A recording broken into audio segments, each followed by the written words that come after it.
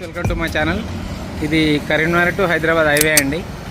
ఈ హైవే కానుకొని ఇది outer ring road bit అండి. ఇక్కడ ఒకటి మనకు రౌండ్ సర్కిల్ కాబోతుంది త్వరలో.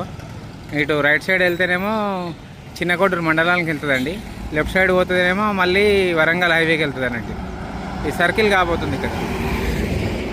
ఈ సర్కిల్ కానుకొని ఈ హైదరాబాద్ టు కరీంనగర్ హైవేకి కానుకొని ఒక 375 గజాల సైట్ వచ్చిందండి. రోడ్ ఫేసింగ్ వచ్చేసి ఒక 45 వరకు ఉంటుందండి.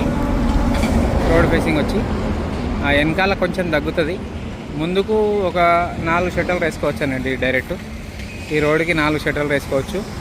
కమర్షియల్ బిట్ ఇది. వెనకకి హోమ్ లేకపోతే ఫామ్ హౌస్ లాగా కట్టుకోవచ్చు అండి. ఇది బిట్టు. ఇది రైతు దగ్గర ఉందండి, ఓనర్ దగ్గరనే ఉంది. డైరెక్ట్ మనకు ఒక 15,000 గజం చెప్తున్నాడు. ఇది ఫేసింగ్ కూడా మనకు ఈస్ట్ ఫేసింగ్లో వస్తుంది. ఇది మంచిగా కమర్షియల్ బిట్ అండి. ఇది 15,000 గజం అండి, 275 గజాలు కమర్షియల్ బిట్ అండి. ఇది హైవే బిట్టు. ఇది Karimnagar to Hyderabad highway bit. మనకు 106 కిలోమీటర్స్ వస్తుందండి హైదరాబాద్ నుండి. సిద్దిపేట నుంచి 6 కిలోమీటర్ డిస్టెన్స్ వస్తుంది.